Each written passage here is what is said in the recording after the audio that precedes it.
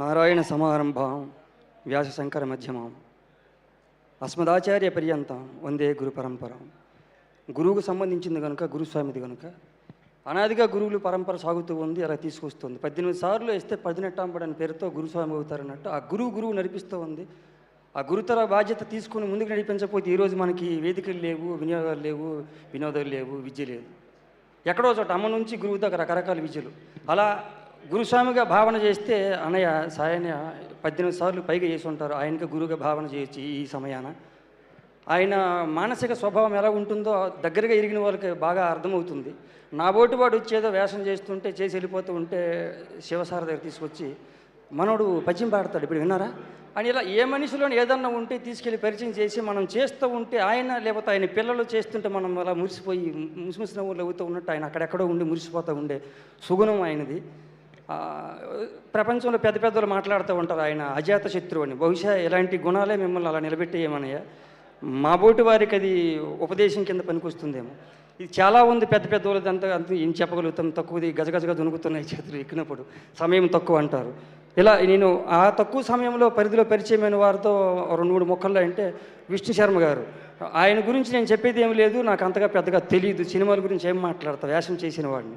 నేను నాటకాలు ఆడుతున్నప్పుడు గురుగారు చదువుకున్నప్పుడు విష్ణు శర్మ ఇంగ్లీష్ చదువు అని ఒక నాటకం ఉండేది. ఆయన పేరు వినగానే అదే నాకు గుర్తుకొచ్చేది. మీరు ఆ రూపాన్ని నాకు గుర్తుండిపోయినారు సార్. శివసారి గురించి చెప్పడానికి వస్తే చాలామంది చాలా చెప్పే ఉంటారు, నేను లేట్గా వచ్చాను. కిషోర్ గారి గురించి, సురభి ప్రభ గారి గురించి, అందులో నా గురించి ఒకసారి ఆయన చెప్పారంట. మీరు బాగా నచ్చారండి సార్కి, తదుపరి సినిమాల్లో మీకు మంచి వేషాలు రాయాలి, నేను ఒకవేళ ఈ హడావుడిలో మర్చిపోతే గుర్తుపెట్టి నాకు చెప్పండి అని శివగారు మన లక్ష్మీనాయుడు గారికి, సురేష్ గారు కోడేటర్ గారికి చెప్పారని వారు నాకు వచ్చి ప్రత్యేకంగా చెప్పారు. అవసరం లేదు వారికి, ఈ 3 పేర్లు చెప్పారంట. అది ఈ సందర్భంగా అది గుర్తొచ్చింది. మీ గురించి ఏం చెబుతారు సార్ మీరు? ఇందులో ఇది ఇలా దొర్లుతూ వెళుతూ ఉంటే ఒకరోజు అక్కడ నాకు ఇచ్చిన రూమ్ దగ్గర సెలయేరు ఇలా పారుతూ ఉంది. అలా సౌండ్ వినబడుతుంటే అక్కడికి వెళ్ళి చూసినప్పుడు సడన్గా ఒక చిన్నపాటిది వచ్చింది సార్. అప్పుడప్పుడు గుడి గోపురంకి వెళ్తుండడం అలవాటు. వెళుతున్నప్పుడు సాధారణంగా చిన్నది ఎవరైనా సాయం చేస్తే, మాట సాయమో మూట సాయమో చేస్తే థ్యాంక్స్ చెబుతాం, ఆ కార్యం ఒడ్డెక్కడానికి అది సరిపోతుంది అనుకుంటాం. అలాంటి క్రమంలో శతమానం భవతి అని దీవించే బాపనయ్య పట్ల మనం ఎంత కృతజ్ఞతగా ఉండాలి, 100 ఏళ్ళు బతకాలి కదా అనే ఆలోచన నాకు రావడానికి కారణం, వెళుతుంటే ఏం సినిమా చేస్తున్నారండి మీరు అని అడిగేవారు పంతులు గారు అయ్యేవారు. ఈ మధ్య రవితేజ్ గారిదండి ఇరుముడి అని చేస్తున్నారా.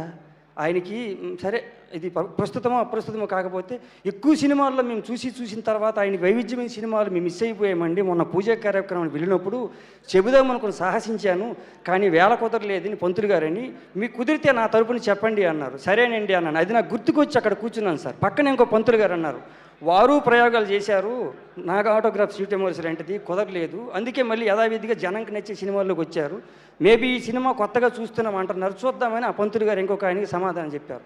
ఇవన్నీ గుర్తొచ్చి ఆ సెలయేరు దగ్గర కూర్చున్నప్పుడు సార్ గొంతు ఎంతవరకు పెగులుతుందో తెలియదు, దీనికి యతి ప్రాస భావం ఏమి తెలియదు, రాగము తెలియదు. అలా కొన్ని పదాలు జమ అయినప్పుడు ఒక ఊహాగానంతో వచ్చిన చిన్న పదం ఒకటి వెళ్ళింది, అది అనే ప్రయత్నం చేసి ముగిస్తాను సార్. వారి గురించి పెద్దలు అన్నప్పుడు ఎలా ఉంటుంది, ఎలా ఉండబోతుంది, ఏ అయ్యవారి ఆశీర్వచనం ఎలా ఫలిస్తుందో అని ఆ ఆలోచన దొంతలో పుట్టింది. రవితేజమలరగా కమనీయ గమనీయ చిత్రమై మెరవగా, రవితేజమలరగా కమనీయ గమనీయ చిత్రమై మెరవగా. ఇక్కడ కొన్ని చోట్ల తిరుగుతున్నప్పుడు కొంతమంది పెద్దోళ్ళు రకరకాల వాళ్ళు సంస్థ మంచిది, పైసలు భాగిస్తారు, ఫుడ్ బాగా పెడతారు అని చెప్పేవారు సార్. విన్నాను, నేను తక్కువ కంపెనీలతో పనిచేశాను సార్. అలాంటి పేరు విన్నప్పుడు సడన్గా వారు మదిలోకి వచ్చారు.